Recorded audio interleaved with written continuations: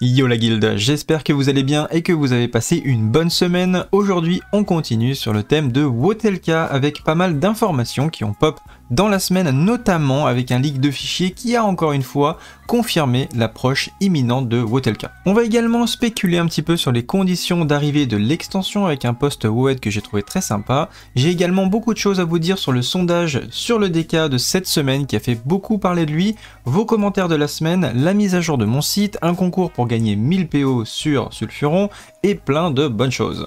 Bref, sur ce, c'est parti.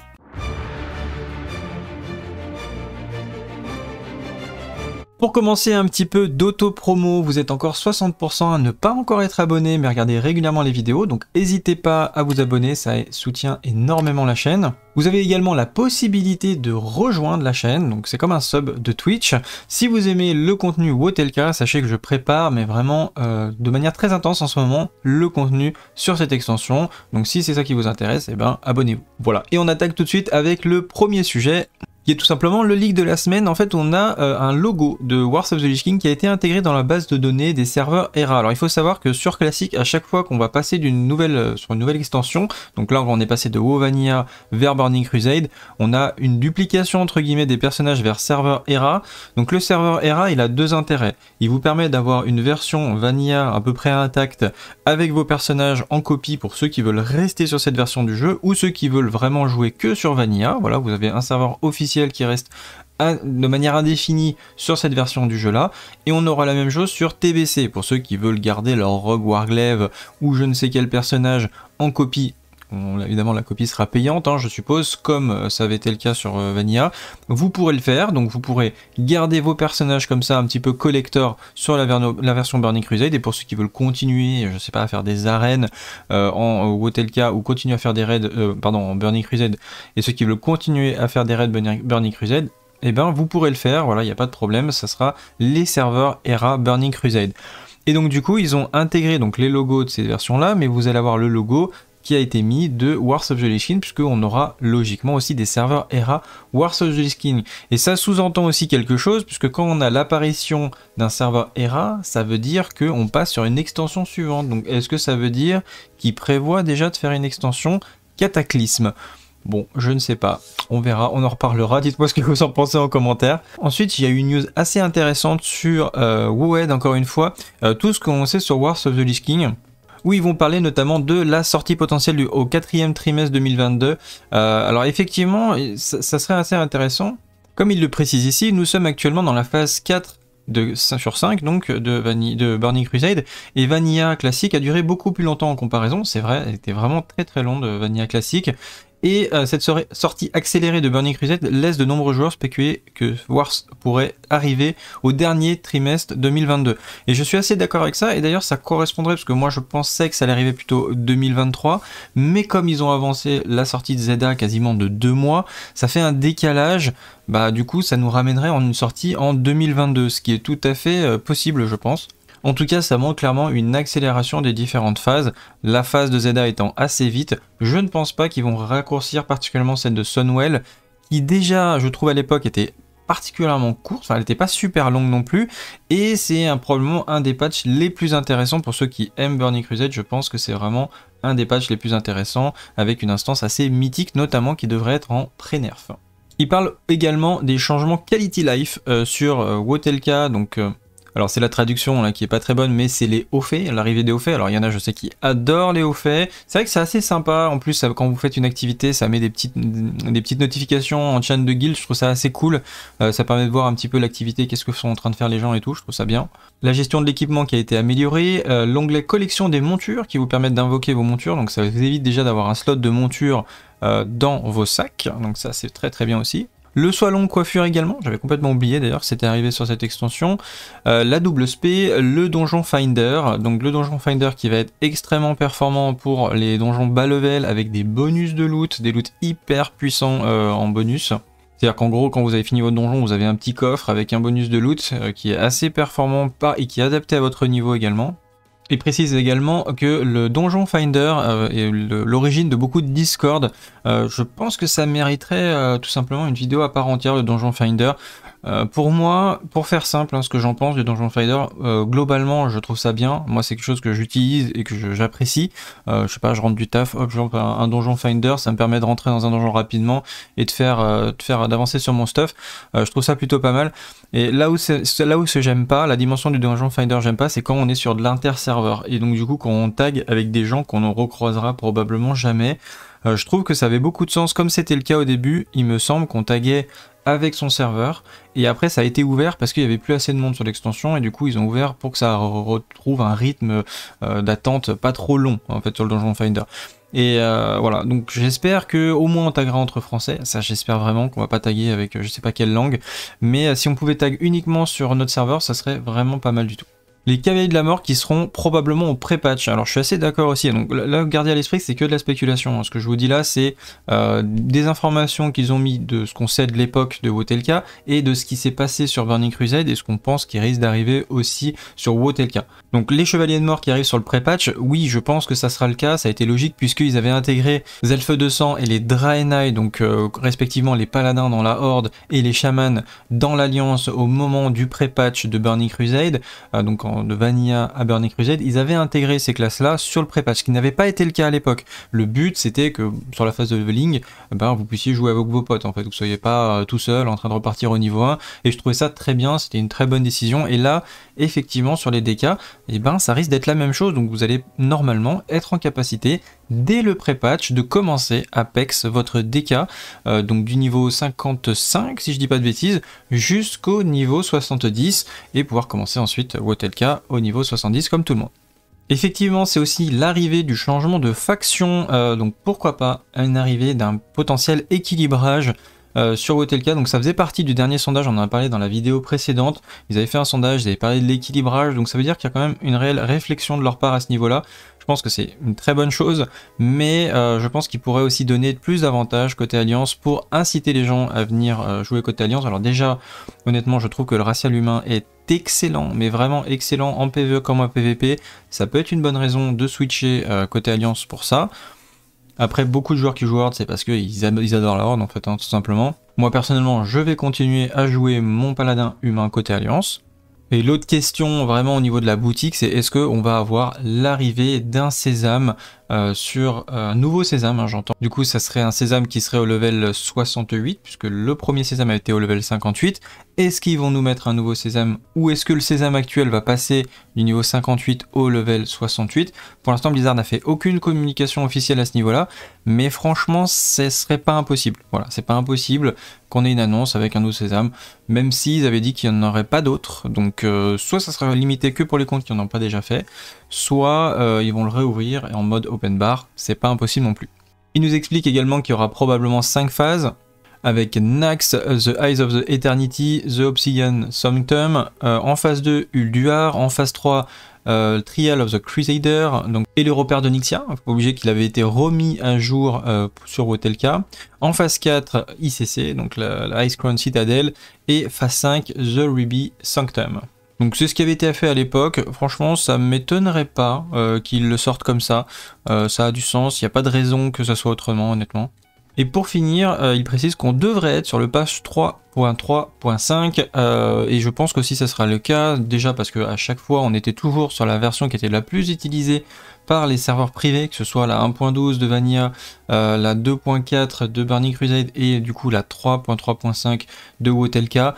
En général, Blizzard a suivi la tendance des serveurs privés et je pense que ça sera le cas une nouvelle fois, qui est un des patchs les plus aboutis de cette extension.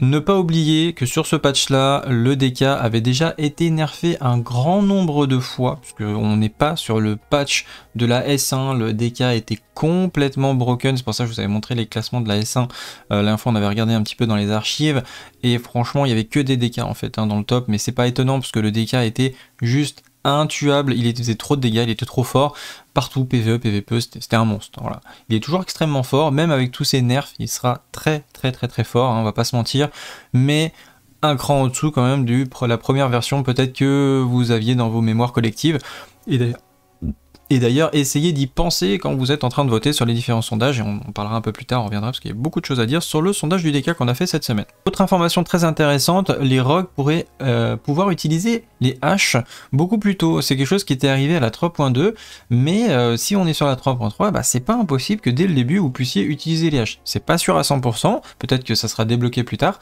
mais c'est pas impossible, et ça serait plutôt cool, je trouve, que les rogues puissent utiliser les haches dès la phase 1, ça ferait un changement assez intéressant. Au niveau des changements des ratios, on a la volonté des réprouvés qui avait été nerfée, qui partageait le même CD que le PVP Trinket, hein, ce qui rendait du coup la puissance au racial humain. Le Vanish Elfenemy, donc le Shadow Melt, vous permet de sortir hors combat, donc quasiment comme un Vanish Rogue, donc ça vous permet de régène, hein, tout simplement par exemple.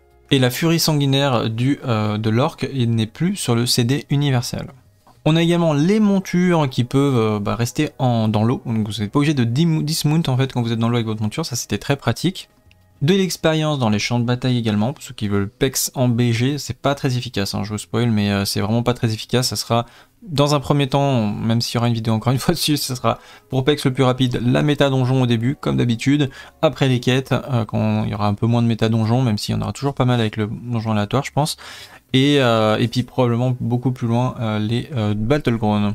Même si c'est toujours sympa de, pendant que vous faites vos quêtes, hop, vous faites un tag BG, puis ça vous change les idées, c'est plutôt sympa. Les restrictions de factions aussi qui ont été supprimées, donc c'est-à-dire que vous pouvez avoir un personnage de l'Alliance et de la Horde, il me semble. Voilà, donc un petit résumé des différentes choses qui étaient arrivées sur Wotelka, donc des trucs qui sont plutôt pas mal je trouve. Ensuite, j'ai mis à jour mon site, je compte faire des guides de classe, j'ai commencé par le Paladin Protection évidemment, je travaille toujours sur la vidéo, on va dire c'est la première vidéo, un peu la vidéo pilote sur le Paladin Protection, j'aimerais bien faire aussi pour les autres classes, mais comme je voulais pas dire de bêtises, j'ai vraiment, on va dire, planché et cherché un maximum d'informations à ce niveau-là. En plus de passer pas mal de temps sur privé pour avoir vraiment faire des tests à droite à gauche, et concrètement eh bien je vous ai fait un post, donc c'est camilabs.fr, hein, vous connaissez le site, dessus donc vous avez les news habituelles, voilà toutes les informations, et vous aurez les guides de classe, probablement peut-être des guides métiers aussi à venir, et des news écrites, beaucoup plus de news écrites parce que j'ai plus de temps pour faire des news écrites maintenant, donc si vous aimez les news un petit peu aussi à l'écrit, vous les retrouverez probablement sur ce site là. Donc il y a une présentation de la classe, les différents talents, vous retrouverez les glyphes, les gemmes, les enchantements, la priorité des statistiques.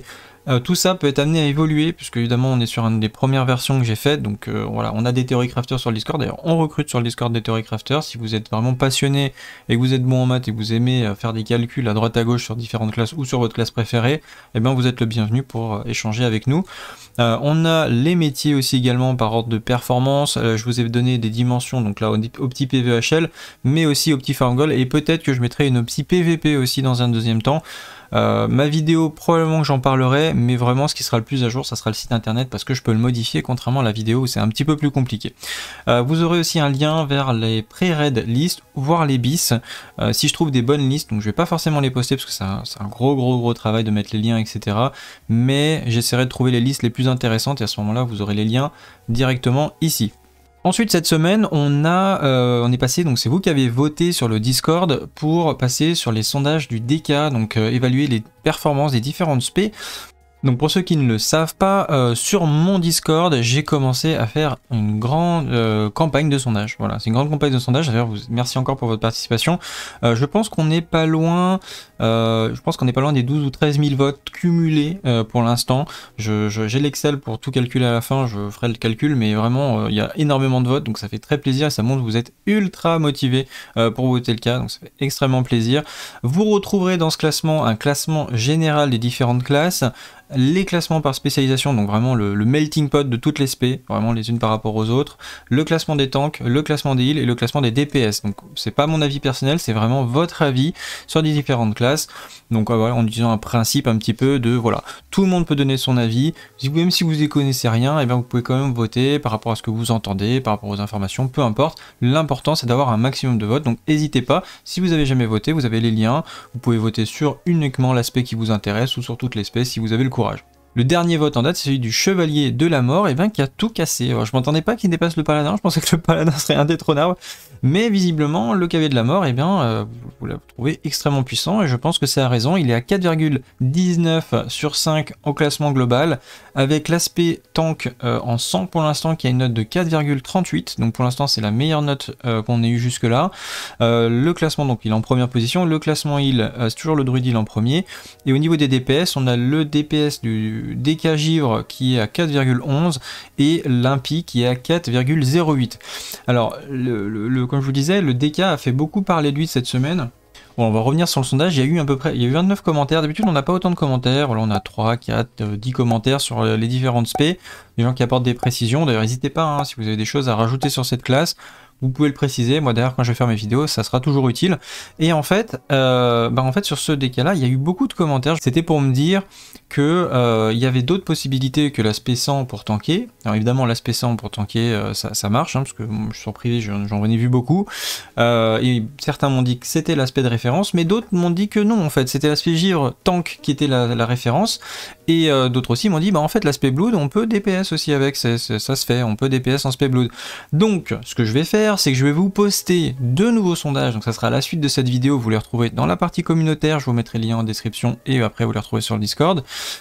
Pour une spé blood, donc là ça sera Chevalier de la Mort DPS entre parenthèses et Chevalier de la Mort, donc Chevalier de la Mort sans DPS et Chevalier de la Mort Givre tank du coup, l'aspect Givre tank, voilà, donc vous aurez le sondage et comme ça on pourra l'évaluer. Ça peut influencer un petit peu la moyenne globale du DK après sur le Discord, mais c'est pas grave, on peut rajouter 2 spé, ça mange pas de pain, et puis comme ça au moins on aura une visibilité sur ces 2 spé, que vous étiez nombreux quand même à souligner qu'elles existaient, donc ça mérite un sondage je pense. J'en profite pour vous partager un petit concours que j'ai mis en place cette semaine, c'est un concours de transmog, donc il y aura 1000 gold à gagner, ça sera sur le serveur Sulfuron, donc même si vous n'êtes pas sur le serveur, hein, vous pouvez participer évidemment, après il faudra juste vous créer un personnage niveau 1 sur le serveur.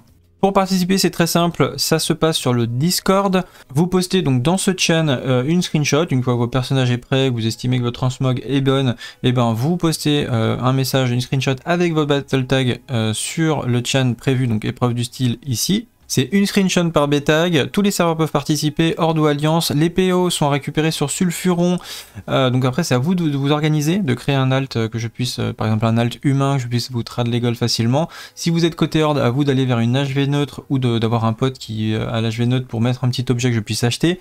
À noter que si vous êtes côté Horde, vous gagnerez un peu moins de PO, parce qu'il me semble que la HV neutre prend 15-20% des PO, donc ça sera peut-être 800 gold, quelque chose comme ça, je ne sais pas trop. Mais ouais, en tout cas, je vais pas compenser voilà, comme ça pour la Horde malheureusement, ça sera donc 1000 PO pour l'Alliance et un petit peu moins pour la Horde. Ensuite, je vais sélectionner les 3 qui me semblent les meilleurs et ensuite, eh bien, je vous posterai dans la partie annonce les 3 screens qui ont été retenus. Ça sera à vous de laisser des réactions, on mettra probablement un petit check. Celle qui aura le maximum de réactions cumulées, eh bien, sera celle qui aura gagné le concours. C'est la première fois que je fais ce genre d'événement, donc j'espère que ça vous plaira. Si ça marche, eh ben, on refera tout simplement. Et on enchaîne tout de suite sur vos commentaires de la semaine. On a Tito qui demande ici, coucou, t'es passé dans la Horde, si c'est pas le cas, quelqu'un se fait passer pour toi côté sur Sulfu côté Horde. Alors c'est pas la première fois qu'on me dit ça, il y a pas mal de gens qui ont le pseudo Camille, ça à la rigueur je m'en fiche, mais c'est vrai qu'il y a pas mal de gens qui se font passer pour moi, c'est-à-dire qu'ils ont le pseudo Camille ou qui jouent Paladin et qui disent oui c'est bien moi Camille, c'est moi qui fais les vidéos etc. Bon bah non c'est pas moi, après si vous avez un doute, moi je suis souvent connecté sur Discord, en général toute la journée, donc vous pouvez m'envoyer un MP si vous avez un doute et puis comme ça je vous réponds. Ensuite, message de Norbert en Y. Salut Camille, hâte d'être fin BC phase 5, début WOTLK pour revivre mes premiers moments sur WoW à l'époque de mon adolescence. Petite question, Asmongold a fait une vidéo pour dire l'extension risque d'être un problème parce que PvE de l'extension est une facilité déconcertante, bien pire que BC, et que les joueurs ne se rappellent pas forcément de ça, avec des mécaniques du jeu bien rodées, l'optimisation du stuff de max, etc., etc. Il prédit que les joueurs de maintenant vont rouler littéralement sur le contenu et finissent dégoûtés et quittent le jeu au bout de 3-4 mois si l'extension n'est pas revue à un patch inférieur. Qu'en penses-tu? Tu te rappelles de ça? Alors déjà, même si on sort des patchs supérieurs, Blizzard a commencé à prendre l'habitude sur Burning Crusade de nous sortir des versions pré-nerf. Il y a eu des versions pré-nerf sur WOTLK aussi, notamment là qui me vient à l'esprit comme ça, LK25 qui était HM notamment, qui était extrêmement dur à tomber pré-nerf. Donc moi je serais pas aussi catégorique. Là où j'ai noté une grosse différence de difficulté pour avoir rejoué récemment, je vais y rejouer bientôt le 15 sur WOTLK pour vraiment me réapproprier un petit peu les différentes choses. Littéralement, ce qui m'a frappé, c'est la difficulté des donjons héroïques, qui n'a rien à voir avec la difficulté des donjons héroïques de TBC. Autant TBC, je trouvais ça exagéré, la difficulté des héroïques vis-à-vis des récompenses. Sur OTLK, c'est un peu l'inverse, c'est-à-dire que les donjons héroïques vraiment vont vous donner beaucoup d'équipements assez très intéressants, des pré-bis, voire des bis peut-être pour certaines classes, et sont vraiment pas très difficiles. Alors après, je joue paladin protection, donc peut-être que ça facilite les choses, mais concrètement, la difficulté n'a rien à voir. Voilà, on peut vraiment littéralement faire des gros packs sur donjons héroïques, on peut faire des tout droits, faire du speedrun, ce qui n'est pas vraiment possible hein. Sur TBC, vous prenez 2 packs, c'est compliqué quoi. Même si vous êtes très très bien stuff, vous pouvez toujours wipe. Donc là, avec un très très gros stuff, vraiment vous les roulez les donjons héroïques, et même avec un stuff pas trop mal optimisé en pré-bis, franchement, vous les déchirez. Après, concernant les raids, honnêtement, globalement, moi j'ai quand même des souvenirs de difficultés à l'époque, notamment on faisait du 10 HM à ICC. La plupart des boss c'était pas forcément, mécaniquement en tout cas, pas forcément très difficile, mais en même temps, est-ce qu'on cherche vraiment quelque chose d'ultra hardcore, ultra difficile? Moi j'ai envie que ce soit une extension plaisir, j'ai envie de m'amuser, d'optimiser mon personnage, de faire des rerolls, parce que c'est vraiment une extension de reroll avec le stuff héritage.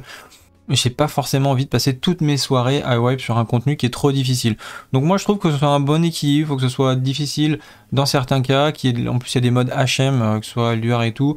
Donc s'ils peuvent laisser du pré-merf avec des modes hardcore, pourquoi pas, si ça nous permet quand même de raid normalement pour ceux qui veulent jouer tranquille, pourquoi pas, on verra bien. En tout cas, moi je serais pas autant catégorique Asmongold sur la difficulté, puisqu'il n'a pas forcément parlé de pré-nerf, donc on verra bien. Ensuite, on a 2 questions qui sont à peu près les mêmes, donc je les ai regroupées dans la même. Donc on a Florent Delorge qui dit « Je comprends pas pourquoi tu dis que Zulaman est une bonne chose pour préparer OTLK niveau stuff. Dès qu'on arrive sur les premières cartes, débloque directement le meilleur stuff. » Et on a Jean Azagui qui dit « Est-ce que vraiment il y a une préparation à avoir au niveau des sets pour OTLK? Quelqu'un se rappelle combien de temps on a gardé le T6 à OTLK ?» Donc c'est un peu les mêmes genres de questions, mais en gros... Quand je dis que c'est un bon moment pour reprendre l'extension, c'est que si vous cherchez par exemple une bonne guilde pour préparer OTLK, aujourd'hui il y a des guildes qui déjà commencent à recruter pour OTLK. Donc ça peut être un bon moment pour faire un reroll, avoir de l'équipement, trouver une bonne guilde avant la sortie de WOTLK, puisque souvent quand WOTLK va sortir, et c'est ce qui s'était passé sur TBC, les guildes et le recrutement est déjà bouclé pour beaucoup de guildes. Alors ça veut pas dire qu'il n'y a plus de guildes qui recrutent, mais vraiment les guildes qui vont vraiment faire de la performance, souvent elles ont déjà clôturé leur recrutement, même si après elles continuent à recruter, mais c'est pas évident, c'est pas aussi facile en tout cas, si vous êtes un peu sur le tard, de rentrer dans les guildes que vous voulez. Voilà, vous aurez juste moins de choix. Donc pour ceux qui veulent vraiment pas passer à côté de l'extension, le patch de Zeda, ça permet de préparer un personnage en vue de chercher une guilde pour WOTLK et de montrer en tout cas que vous avez un personnage et que vous savez jouer à peu près au jeu, que vous avez quelque chose à présenter à la guilde, plutôt que dire bah non en fait ouais je vais postuler chez vous mais j'ai pas de personnage, je vais jouer sur WOTLK mais en fait j'ai rien à vous montrer. Donc voilà, c'est dans ce sens là. Après l'équipement effectivement de Zeda déjà plus puissonnel derrière et le T6 pour le coup vous donne quand même un avantage assez important au niveau du leveling. Faut pas oublier que c'est assez long, enfin c'est long, c'est pas hyper rapide non plus de monter level 80. On va dire que probablement le meilleur moyen de PEX en début d'extension, je pense que ça sera les donjons, donc les donjons aléatoires notamment, vous pouvez tag à 5, hein, donc lancer un tag de donjon aléatoire à 5, ça vous permet d'avoir une récompense supplémentaire, et en plus de ça, si vous avez un stuff T6 hein, par exemple, ben là vous allez l'exploser le donjon, et niveau XP ça décolle, parce qu'en fait l'XP elle est calculée à une vitesse pour des gens qui sont pas stuff en fait. Déjà que l'instance doit être les gens doivent être capables de le faire, l'instance avec un stuff basique, mais forcément si vous arrivez sur l'instance en T6, T6.5, ben en fait vous allez aller 2 ou 3 ou 4 fois plus vite, donc vous allez gagner 2 ou 3 ou 4 fois plus d'expérience que quelqu'un qui vient faire son donjon, qui déjà c'est à peu près rentable pour lui, c'est-à-dire quelqu'un qui est admettons un groupe qui est pas stuff, entre faire des quêtes et faire des donjons, on est à peu près sur le même niveau d'XP. C'est pas forcément plus rentable de faire des donjons quand vous êtes pas stuff que faire des quêtes. Par contre, quand vous êtes overstuff, là par contre vous pouvez littéralement exploser le donjon et être très très rentable, comme ça avait été le cas sur Burning Crusade. C'était vraiment la méta donjon qui était la dominante, et c'est là où on a eu les World First, c'était en donjon d'ailleurs. Voilà, en tout cas c'est tout pour cette semaine, pour aujourd'hui. On se retrouve sur Discord ou dans la prochaine vidéo. Sur ce, salut à tous, salut la guilde et à bientôt. Ciao.